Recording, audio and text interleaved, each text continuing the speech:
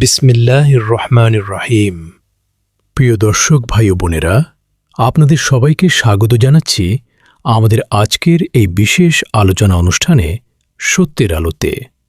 আসসালামু আলাইকুম ওয়া রাহমাতুল্লাহি ওয়া বারাকাতুহু। হিন্দু ভাই বোনদের প্রতি রইল আন্তরিক আদাব ও শুভেচ্ছা। আজকের বিষয়টি অত্যন্ত গুরুত্বপূর্ণ, স্পর্শকাতর এবং একই সাথে অত্যন্ত আশার।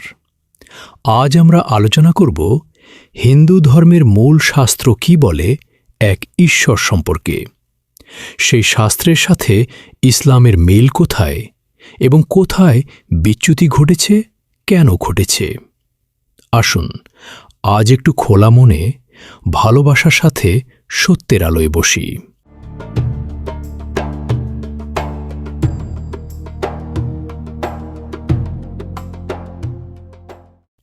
হিন্দু ধর্মশাস্ত্রকে প্রধানত দুটি ভাগে ভাগ করা হয়। প্রথম ভাগ হল শ্রুতি। শ্রুতি মানে হল যা শোনা গেছে, অর্থাৎ ঋষিগণ ধ্যানে যা সরাসরি উপলব্ধি করেছেন বলে মনে করা হয়। বেদ এবং উপনিষদের অন্তর্ভুক্ত। এগুলো হিন্দু ধর্মের সর্বোচ্চ প্রমাণ।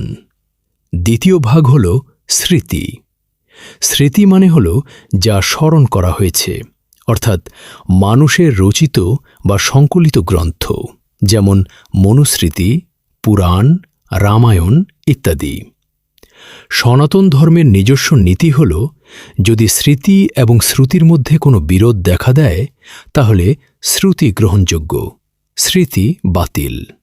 তো প্রশ্ন হল, শ্রুতি অর্থাৎ বেদ ও উপনিষদ ঈশ্বর সম্পর্কে কি বলে?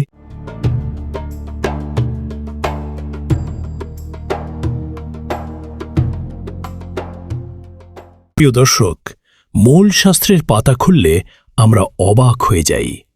ঋগ্বেদ সংহিতার প্রথম মণ্ডলের ১৬৪তম সূক্তের ৪৬ নম্বর মন্ত্রে বলা হয়েছে, একম সৎ বিপ্রা বহুধা বদন্তি।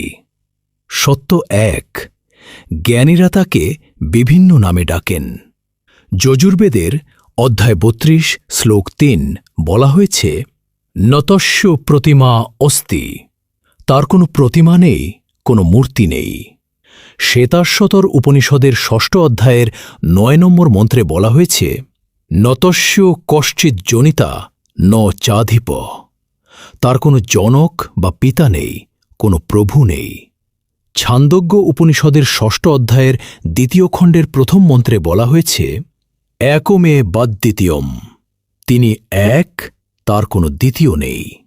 এমনকি হিন্দু ধর্মের ব্রহ্মসূত্রে বেদান্ত দর্শন ঈশ্বরের মৌলিক সংজ্ঞায় বলা হয়েছে, একম ব্রহ্ম দ্বিতীয় নাস্তে নেহ না নাস্তে কিঞ্চন। অর্থাৎ ঈশ্বর একজনই, দ্বিতীয় কেউ নেই, নেই, একেবারেই নেই। শুধু তাই নয়, শ্রীমদ্ ভগবদ্গীতা অধ্যায় ৭ শ্লোক ২০ তে বলা হয়েছে, কামৈস্তৈস্তৈর্হৃদ্গানা প্রপদ্যন্তে অন্য দেবতা। অর্থাৎ বস্তুগত বাসনা বা কামনার দ্বারা যাদের জ্ঞান অপহৃত হয়েছে তারাই অন্য দেবদেবীর উপাসনা করে। প্রিয় দর্শক, এই কথাগুলো পড়লে কি মনে হয় না এ যেন এক অসীম সত্যেরই প্রতিধ্বনি? এটাই হল হিন্দু ধর্মের মূল শাস্ত্রের কথা, এক অদ্বিতীয় নিরাকার ঈশ্বর।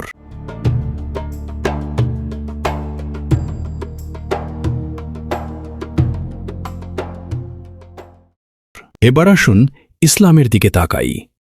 পবিত্র কুরআনে সূরা ইখলাসে আল্লাহ তাআলা নিজের পরিচয় দিয়েছেন, কুল হুয়াল্লাহু আহাদ। বলুন, তিনি আল্লাহ এক। ছান্দোগ্য উপনিষদের এক কমে বাদ্বিতীয়মের সাথে মিলিয়ে দেখুন, আল্লাহুস সামাদ। আল্লাহ অমুখাপেক্ষী। লাম ইয়ালিদ ওয়ালাম ইউলাদ। তিনি কাউকে জন্ম দেননি, তাকেও কেউ জন্ম দেয়নি। শ্বেতাশ্বতর উপনিষদের তাঁর কোনো জনক নেই এর সাথে মিল।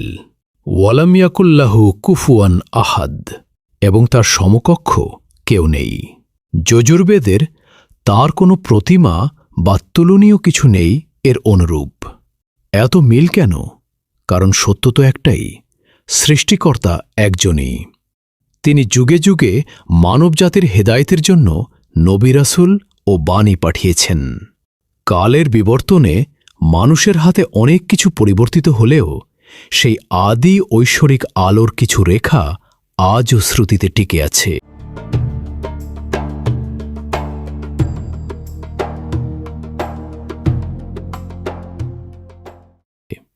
প্রশ্ন আসে, মূল শাস্ত্র এতটা পরিষ্কার হওয়া সত্ত্বেও আজকের সমাজে এত দেব দেবী, এত মূর্তি কোথা থেকে এলো? প্রথম কারণ, মানুষের তৈরি গ্রন্থের অনুসরণ। পুরাণ ও স্মৃতিগ্রন্থগুলো পরবর্তীকালে রচিত। কালের সাথে সাথে মানুষের কল্পনা, রূপকথা এবং বিভিন্ন রূপের পূজা এতে যোগ হয়েছে। দ্বিতীয় কারণ, ধর্মগ্রন্থ নিজে না পড়া। যখন সাধারণ মানুষ নিজে ধর্মগ্রন্থ পড়েন না, তখন মধ্যস্থকারীরা ধর্মের সংজ্ঞা নির্ধারণ করে দেন। ইতিহাসে দেখা গেছে, যে ধর্মেই মানুষ নিজে কিতাব পড়া ছেড়ে দিয়েছেন, সেখানেই বিচ্যুতি এসেছে। আল্লাহ তাআলা কুরআনে বলেছেন, তারা তাদের পণ্ডিত ও সন্ন্যাসীদেরকে আল্লাহর পরিবর্তে রব বানিয়ে নিয়েছে। সূরা তাওবা ৩১।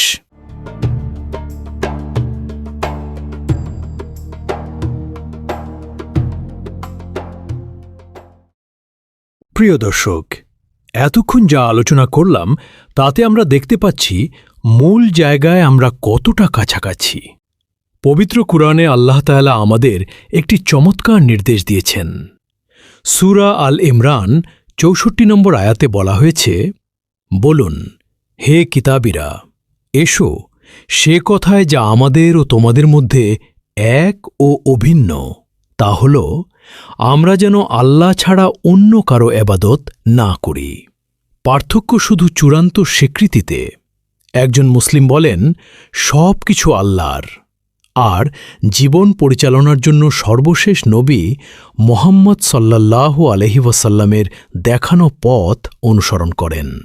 কিন্তু একত্ববাদের মূল বিশ্বাসে যে হিন্দু ভাই আজও বেদের আদি শিক্ষার সাথে আছেন, তিনি সত্যের অনেক কাছাকাছি। আমরা ভাই ভাই, রক্তে, মাটিতে, ভাষায় আমরা এক।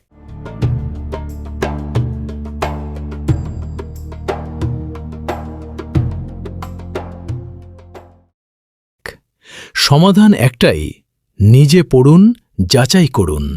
হিন্দু ভাইদের বলছি, পণ্ডিত যা বলেছেন শুধু তা না শুনে আপনার ধর্মের মূল গ্রন্থ শ্রুতি, বেদ, উপনিষদ পড়ুন। আর মুসলিম ভাইদের বলছি, এই সত্যগুলো প্রচার করুন ভালোবাসা ও প্রজ্ঞার সাথে, বিতর্ক বা ঘৃণা দিয়ে নয়। পবিত্র কুরআনে সূরা আল আনকাবুত ৪৬ নম্বর আয়াতে আল্লাহ বলেছেন, তোমরা কিতাবীদের সাথে তর্ক বিতর্ক করবে না, তবে উত্তম পন্থায়, এবং বল, আমাদের প্রতি যা অবতীর্ণ হয়েছে এবং তোমাদের প্রতি যা অবতীর্ণ হয়েছে তাতে আমরা বিশ্বাস করি, আর আমাদের ইলাহ ও তোমাদের ইলাহ তো একই। সত্যকে সুন্দরভাবে পেশ করুন। হেদায়েত দেওয়ার মালিক একমাত্র আল্লাহ।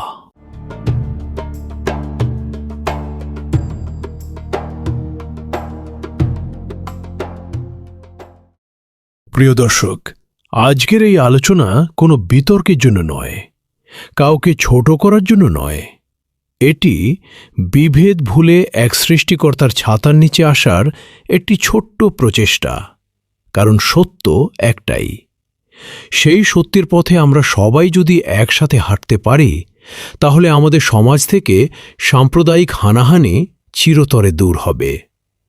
আল্লাহ আমাদের সকলকে সত্য বোঝার এবং একে অপরের প্রতি সহানুভূতিশীল হওয়ার তৌফিক দিন। আমিন। জাযাকাল্লাহু খাইরান। আসসালামু আলাইকুম ওয়া রাহমাতুল্লাহি ওয়া বারাকাতুহু।